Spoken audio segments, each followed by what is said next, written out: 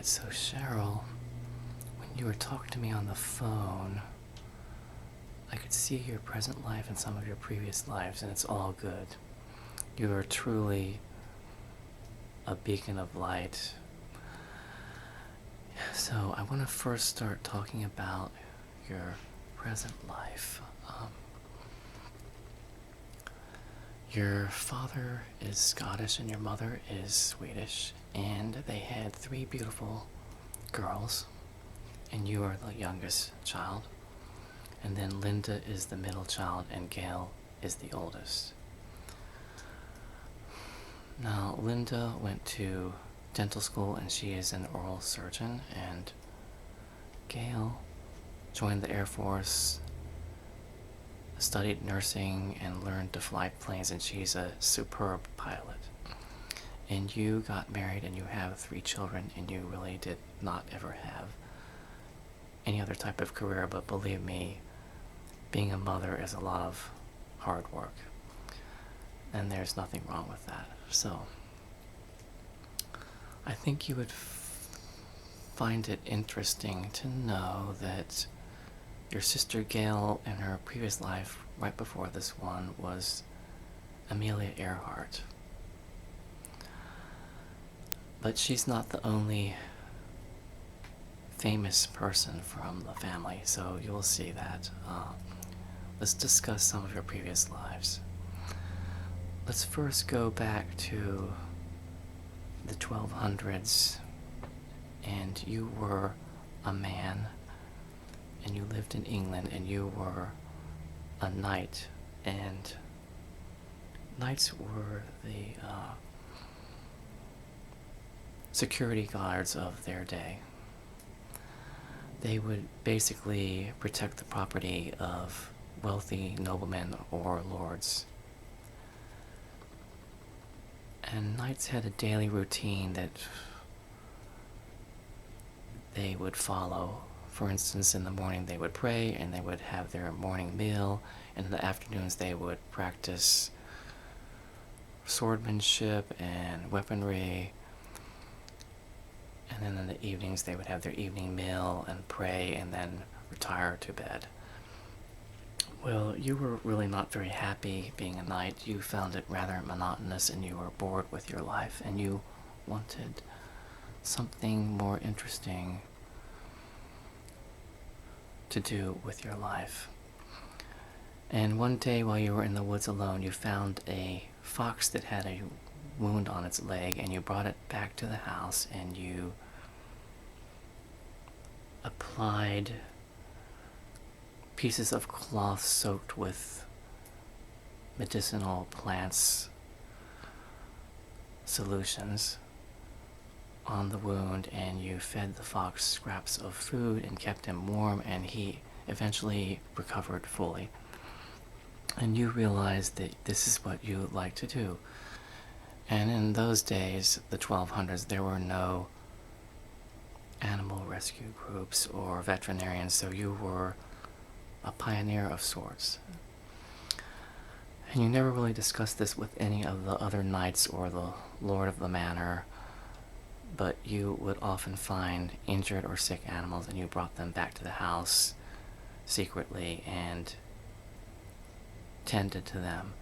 For instance, a rabbit with a wound on its ear, an owl with a broken wing, a baby squirrel that fell out of its nest, etc. So you really essentially led a double life, and nobody really ever knew about it. So you were a healer of animals. Now, after that life, you did not have a life in the 1300s, which is a good thing, because in 1348, the bubonic plague swept through Europe, or also called the Black Death. So, fortunately, you missed that terrible episode of human history. But your next life was in the early 1400s in Italy, and you were a woman. And of course, in the 1400s in Italy, women did not have much choice, so you could either get married or be a nun, and you were a nun. And from the convent, one could see Mount Vesuvius looming in the background. And next to the convent was a smaller building that was used as a school for children, for the nuns to teach them the basic necessities of life, such as reading and writing. And you were one of the teachers, and you were actually the favorite teacher, and you loved the children, and they loved you, and you loved teaching. Now, in the middle of one of the lessons one day, there was a terrible earthquake, and you scurried the children out of the building, and as you reached the threshold of the door, unfortunately, the building collapsed and you were crushed to death. And as your spirit left your body, you glanced down one more time to earth to make sure that the children were fine, because that's the type of person you are, and then you went on into the spirit world. Now, I want to skip ahead to your life that was immediately before this life, and it was in the late 1800s in the Midwest of America, and you were a woman, and you were rather wealthy, and you were highly educated. You could speak French, German, and Russian. You were involved in politics, women's rights, and charities, and you were basically a pillar of your community. You were quite a woman. And you and your husband purchased a beautiful large Victorian mansion in Denver, Colorado in 1894. You also liked to travel a lot, and of course by ship, because there were no jet airplanes.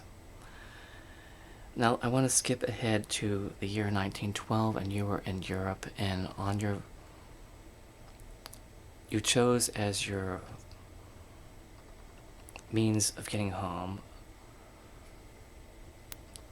to board a magnificent, gigantic ship that was the state of the art at the time. But the ship was the Titanic.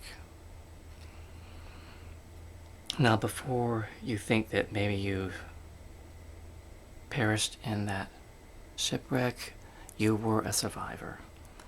And I want to tell you your name now. It may ring a bell. Your name was Margaret Tobin Brown. And you were one of the people on the lifeboats that survived. And you were really indispensable to helping the people, because you distracted them from their misery. They were shivering, they were cold, they were wet,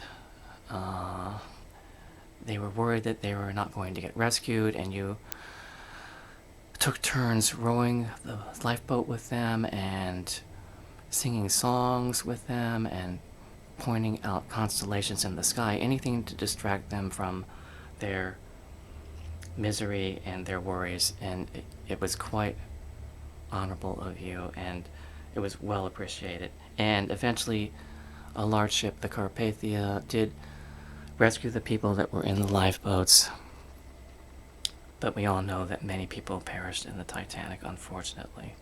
And while you were on the voyage back home to America in the Carpathia, you were still helping the survivors of the Titanic disaster, and you spoke several languages, so you were quite helpful. And when you reached America, you received accolades for your heroism, but you were very modest and did not feel that you deserved it. And later on, there were books written about you and movies, and you were called the unsinkable Molly Brown. And in Denver, Colorado, they have preserved your house as a museum, and I know that if you were to visit it, you would probably have feelings of deja vu. Now, I know that I have filled your mind with a lot of information to swallow and think about, but basically you can see that basically you are a rescuer of people, of animals, and that is your destiny. And it's quite commendable, and it's an honor to know you. And when your children are a little bit older, you might want to consider being a veterinary assistant, but it's up to you. It's your life. And Cheryl, keep looking up at the stars.